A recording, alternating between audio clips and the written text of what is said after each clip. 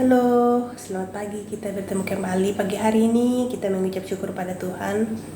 Tuhan begitu baik. Pagi hari ini kita boleh bangun, semua karena perkenanan Tuhan, semua karena anugerah Tuhan. Bukan karena kuat dan gagah kita, tapi semua karena anugerah dan perkenanan Tuhan. Seperti biasa, saya belum melakukan aktivitas. Saya mau mengajak saudara, terlebih dahulu mari kita datang pada Tuhan, membaca sebagian dari firman Tuhan. Karena firman Tuhan adalah penuntun jalan, penuntun setiap hidup kita, pedoman hidup kita. Firman Tuhan adalah pelita bagi kaki kita dan terang bagi jalan kita. Mari kita berdoa. Terima kasih Tuhan Yesus, terpujilah Engkau Bapa, Engkau sungguh baik. Kami bangga punya Tuhan seperti Engkau, kami bangga punya Allah seperti Engkau. Kau tak pernah meninggalkan kami di saat-saat kami meninggalkan Tuhan. Tuhan tidak pernah meninggalkan kami. Terpujilah Engkau Tuhan. Sebelum melakukan aktivitas, kami rindu membaca firman Tuhan. Buat kami supaya kami tidak lupa akan firman Tuhan. Roh Kudus, tuntun kami, tuntun hamba. Kami mau terus bersandar pada Tuhan. Di dalam nama Tuhan Yesus, haleluya, amin. Kita lanjutkan pembacaan. Kita masih di Matius 1, pasal 18 sampai 25. Pokok perikopnya kelahiran Yesus Kristus. Saya bacakan dari sini. Kelahiran Yesus Kristus adalah seperti berikut. Pada waktu Maria, ibunya bertunangan dengan Yusuf, ternyata ia mengandung dari Roh Kudus sebelum mereka hidup sebagai suami istri. Jadi pada waktu itu, ketika Maria dan pada waktu Maria, ibunya bertunangan dengan Yusuf, ternyata Maria sudah terlebih dahulu mengandung dari Roh Kudus. Maria mengandung bukan karena hubungan suami istri, tetapi karena mengandung bayi Roh Kudus, yaitu dari Roh Kudus. Sebelum mereka hidup sebagai suami istri. Ayat 19. Karena Yusuf suaminya seorang yang tulus hati dan tidak mau mencemarkan nama istrinya di muka umum, ia bermaksud menceraikan dengan diam-diam.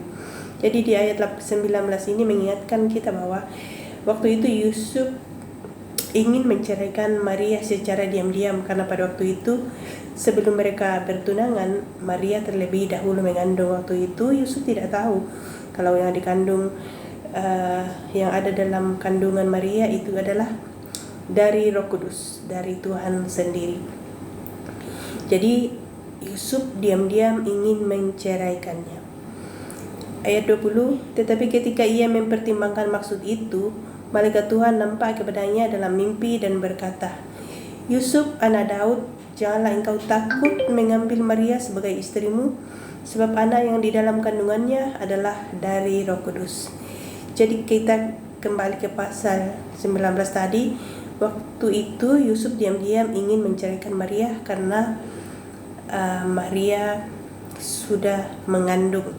Tetapi ketika ia mempertimbangkan hal itu, malaikat Tuhan menampakkan diri kepadanya dalam mimpi bahwa Yusuf anak Daud, janganlah engkau takut mengambil Maria sebagai istrimu, sebab anak yang di dalam kandungannya adalah dari Roh Kudus.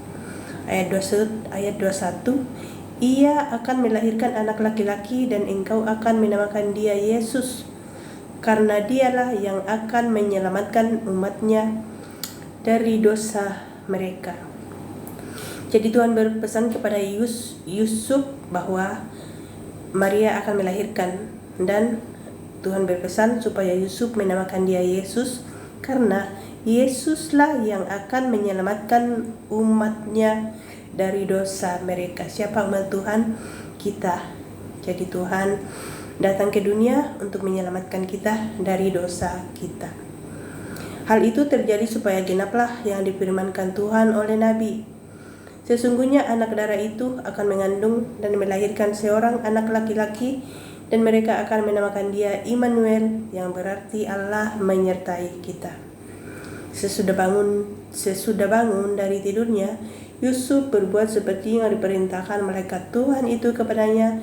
Ia mengambil Maria sebagai istrinya. Jadi pada waktu itu ketika Yusuf bangun tidur, ia tidak segan-segan lagi, dia mengambil Maria menjadi istrinya.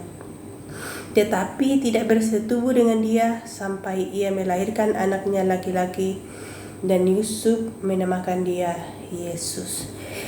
Ya, seperti tadi bahwa Yusuf selama bersama dengan Maria, Yusuf dan Maria tidak bersetubuh karena bayi yang dikandung di dalam perut Maria, dalam kandungan Maria itu adalah bayi dari Roh Kudus. Kita ayat 25, tetapi tidak bersetubuh dengan dia sampai ia melahirkan anaknya laki-laki, dan Yusuf menamakan dia Yesus. Ya, jadi begitulah firman Tuhan bahwa kelahiran Yesus Kristus itu dia datang untuk menyelamatkan umatnya dari dosa, menyelamatkan kita dari dosa. Tuhan datang sebagai manusia karena ia datang menyelamatkan kita umat manusia. Ya, demikianlah firman Tuhan. Terpujilah Tuhan Yesus Kristus. Kita berjumpa esok pagi. Tuhan Yesus memberkati. Shalom dan Immanuel.